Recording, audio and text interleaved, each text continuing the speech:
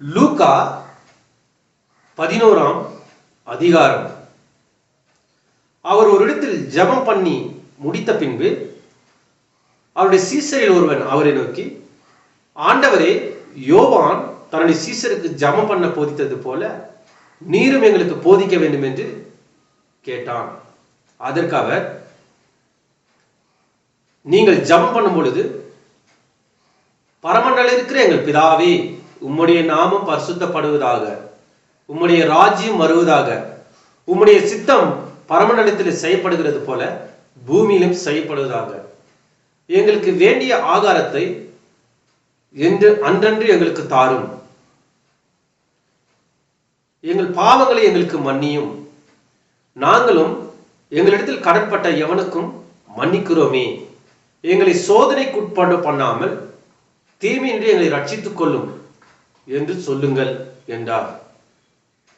பின்னும் அவர் அவர்களை நோக்கி, உங்களில் ஒருவன் தனக்கு சிநேகிதனாய் இருக்கிறவனிடத்தில் பாதிராத்திரியிலே போய், சிநேகிதனே, என் சிநேகிதன் ஒருவன் வழி பிரயாணமாய் என்னிடத்தில் வந்திருக்கிறான், அவனிடத்தில் வைக்கிறதற்கு என்னிடத்தில் ஒன்றுமில்லை, நீ எனக்கு 3 அப்பங்களை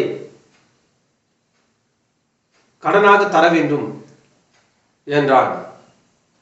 வீட்டில் இருக்கிறவன் பிரதியுத்தரமாக, என்னை தொந்தரவு செய்யாதே, கதவு பூட்டியாயிற்று, என் பிள்ளைகள் என்னோடு கூட படுத்து இருக்கிறார்கள், நான் எழுந்து உனக்கு தரக்கூடாது என்று சொன்னான். பின்பு தனக்கு அவன் சிநேகிதனாய் இருக்கிற நிமித்தம் அவனுக்கு எழுந்து அவனுக்கு கொடாவிட்டாலும், தன்னிடத்தில் அவன் வருந்தி கேட்கிற நிமித்தமாவது எழுந்திருந்து அவனுக்கு தேவையானதை கொடுப்பான் என்றார்.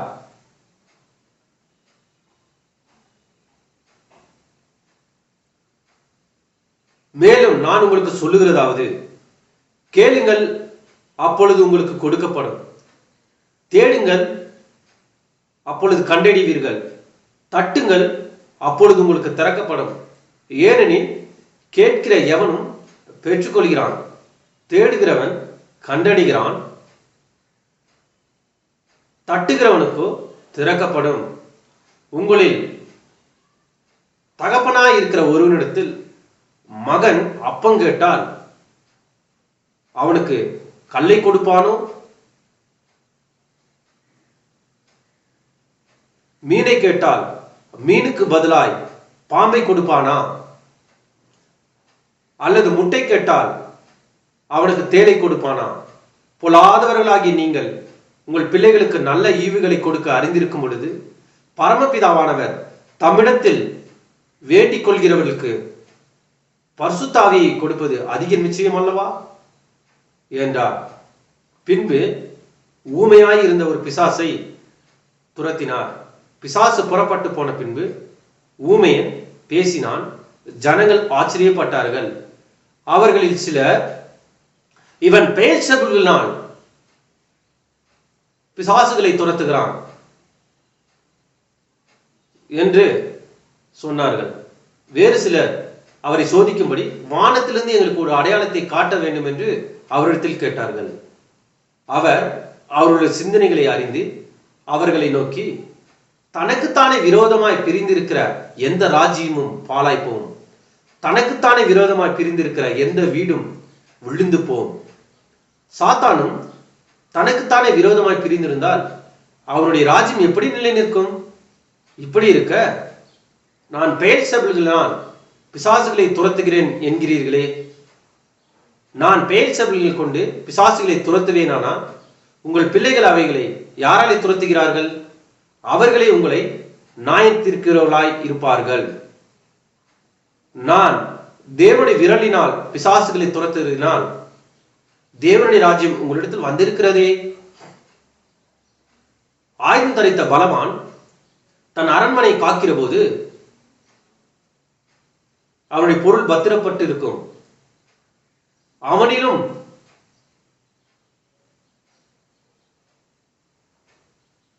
பலவான் வந்து அவனை மேற்கொள்வானாகில் அவன் நம்பி இருந்த சகல ஆயுத வர்க்கத்தையும் பறித்து கொண்டு அவனுடைய கொள்ளை பங்கை கொள்ளை பொருளை பங்கிடுவான். என்னோட இராதவன் எனக்கு விரோதியாயிருக்கிறான். என்னிடத்தில் சேர்க்காதவன் சிதறடிக்கிறான். அசுத்தாகி ஒரு மனுஷனை விட்டு புறப்படும் போது வறண்ட இடங்களில் அலைந்து இளைப்பாறுதல் தேடியும் கண்டடையாமல், நான் விட்டு வந்த என் வீட்டுக்கு திரும்பி போவேன் என்று சொல்லி அதில் வரும்போது அது பெருக்கி ஜோடிக்கப்பட்டிருக்கிறதை கண்டு திரும்பி போய் தன்னிலும் பொல்லாத வேறு 7 ஆவிகளை கூட்டிக் கொண்டு வந்து உட்புகுந்து அங்கே குடியிருக்கும். அப்பொழுது அந்த மனுஷனுடைய முன்னிலைமையிலும் பின்னிலைமை அதிக கேடுள்ளதாயிருக்கும் என்றார். அவர் இவைகளை சொல்லுகையில் ஜனக்கூட்டத்தில் ஒரு ஸ்திரீ அவரை நோக்கி, உம்மை சுமந்த கர்ப்பமும் நீ பால் உண்ட முலைகளும் பாக்கியம் உள்ளவைகள் என்று சத்தமாய் சொன்னாள். அவர் அவளை நோக்கி, அப்படியானாலும் தேவனுடைய வார்த்தையை கேட்டு அதை காத்துக் கொள்கிறவர்களே பாக்கியவான்கள் என்றார். ஜனங்கள் திரளாய் வந்து கூடியிருக்கிற பொழுது அவர், இந்த சந்ததியார் பொல்லாதவர்களாய் இருக்கிறார்கள், இவர்கள் அடையாளத்தை தேடுகிறார்கள். யோனா தீர்க்கதரிசியின் அடையாளம் அன்றி வேறொரு அடையாளமும் இவர்களுக்கு கொடுக்கப்படுவதில்லை.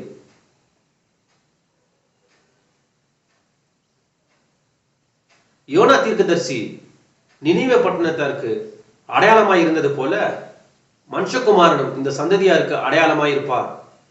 தென்தேசத்து ராஜஸ்திரி சாலமோனின் ஞானத்தை கேட்க பூமியின் எல்லைகளிலிருந்து வந்தாள்.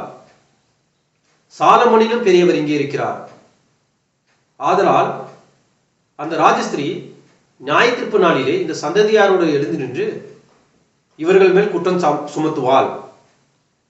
யோனாவின் பிரசங்கத்தை கேட்டு நினிவே பட்டணத்தார் மனம் திரும்பினார்கள். இதோ யோனாவை பார்க்கிலும் பெரியவர் இங்கு இருக்கிறார். ஆதலால் நியாய தீர்ப்பு நாளிலே நினிவே பட்டணத்தார் இந்த சந்ததியாரோடு எழுந்து நின்று இவர்கள் மேல் குற்றம் சுமத்துவார்கள். ஒருவனும் விளக்கை கொளுத்தி மறைவிடத்திலாவது மரக்காலின் கீழாவது வைக்காமல் உள்ளே பிரவேசிக்கிறவர்கள் அதன் வெளிச்சத்தை காணும்படியாக விளக்கு தண்டின் மேல் வைப்பான். உன் கண்ணானது சரீரத்தின் விளக்காயிருக்கிறது. உன் கண் தெளிவாயிருந்தால் உன் சரீரம் முழுவதும் வெளிச்சமாயிருக்கும். உன் கண் கெட்டதாயிருந்தால் உன் சரீரம் முழுவதும் இருளாயிருக்கும். ஆகையால் உன்னிலுள்ள வெளிச்சம் இருளடையாதபடிக்கு எச்சரிக்கையாயிரு. உன் சரீரம் ஒரு புறத்திலும் இருளடைந்திராமல் முழுவதும் வெளிச்சமாயிருந்தால், ஒரு விளக்கு தன் பிரகாசத்தினாலே உனக்கு வெளிச்சம் கொடுப்பது போல உன் சரீரம் முழுவதும் வெளிச்சமாயிருக்கும்.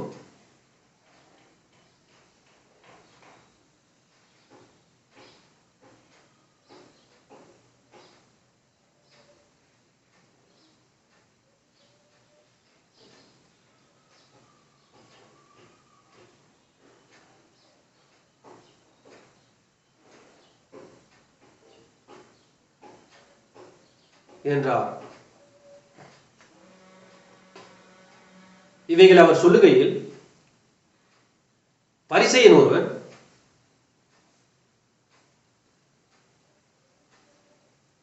தன்னுடனே பகல் போஜனம் பண்ண வேண்டும் என்று அவரை வேண்டிக் கொண்டார். அவர் போய் பந்தி இருந்தார். அவர் போஜனம் பண்ணுவதற்கு முன்பு கை கழுவாது இருந்ததை பரிசேயன் கண்டு ஆச்சரியப்பட்டான். கர்த்தர் அவனை நோக்கி,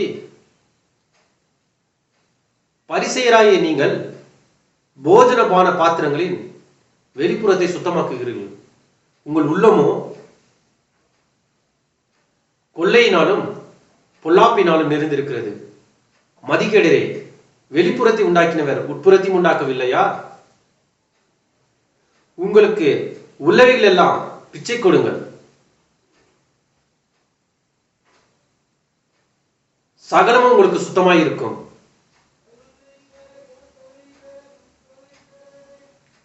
பரிசேயரே, உங்களுக்கு ஐயோ! நீங்கள் ஒருத்தலாம் மறுக்கொழுந்து சகலவிதமான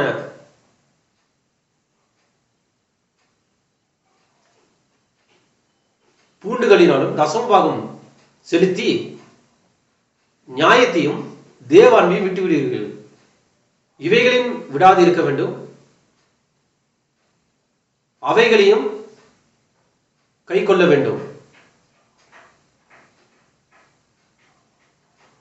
பரிசேயரே, உங்களுக்கு ஐயோ! நீங்கள் ஜெப ஆலயங்களில் முதன்மையான ஆசானங்களையும் சந்தை வழிகளில் வந்தனைகளையும் விரும்புகிறீர்கள். மாயக்காரராகிய வேத பாரகரை, பரிசேயரே, உங்களுக்கு ஐயோ! மறைந்திருக்கிற பிரேத குழிகள் போல் இருக்கிறீர்கள். அவைகள் மேல் நடக்கிற மனுஷன் அவைகள் இன்னதென்று அறியாதிருக்கிறான் என்றார். அப்பொழுது நியாயசாஸ்திரிகள் ஒருவன் அவரை நோக்கி, போதகரே, நீர் இவைகளை சொல்லுகிறதினால் எங்களையும் நிந்திக்கிறீரே என்றான். அதற்கு அவர், நியாயசாஸ்திரிகளே, உங்களுக்கு ஐயோ!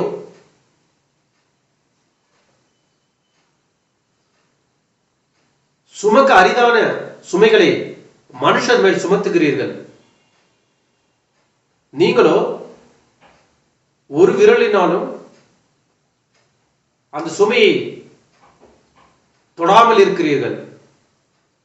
உங்களுக்கு ஐயோ! உங்கள் பிதாக்கள் கொலை செய்த தீர்க்கதரிசிகளுக்கு கல்லறை கட்டுகிறீர்கள். ஆகையால் உங்கள் பிதாக்களுக்கு நீங்கள் உடன்பட்டிருக்கிறீர்கள் என்று சாட்சி இடுகிறீர்கள். எப்படி என்றால், அவர்கள் தீர்க்கதரிசிகளை கொலை செய்தார்கள், நீங்கள் அவர்களுக்கு கல்லறை கட்டுகிறீர்கள். ஆதலால் தேவ ஞானமானது, நான் தீர்க்கதரிசிகளையும் அப்போஸ்தலர்களையும் அவர்களிடத்தில் அனுப்புவேன். அவர்கள் அவர்களை சிலரை கொலை செய்து சிலரை துன்பப்படுத்துவார்கள். ஆபேலின் ரத்தம் முதல் பலிபீடத்துக்கும் தேவாலயத்துக்கும் நடுவே கொலையுண்ட சகரியா ரத்தம் வரைக்கும், உலக தோற்றம் முதற்கொண்டு சிந்தப்பட்ட சகல தீர்க்கதரிசிகளின் இரத்த பலிக்கும்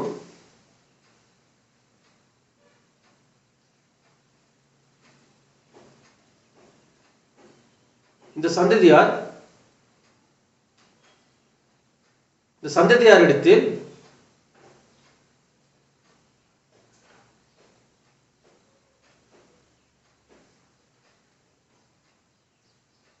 கேட்கப்படும் என்று சொல்லுகிறது.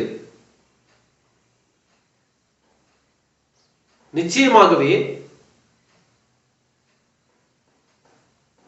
இந்த சந்ததியாரிடத்தில் அது கேட்கப்படும் என்று உங்களுக்கு சொல்லுகிறேன்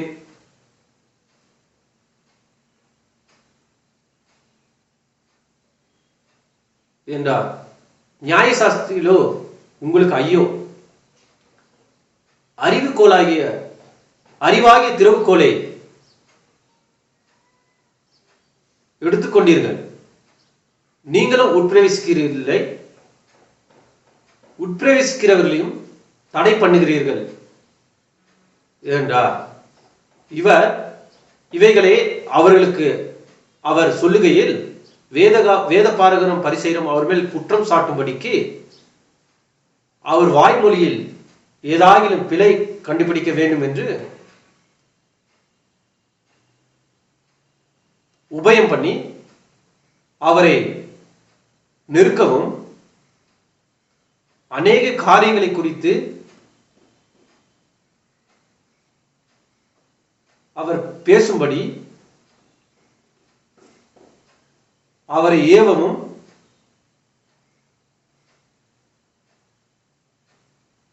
பண்ணினார்கள்.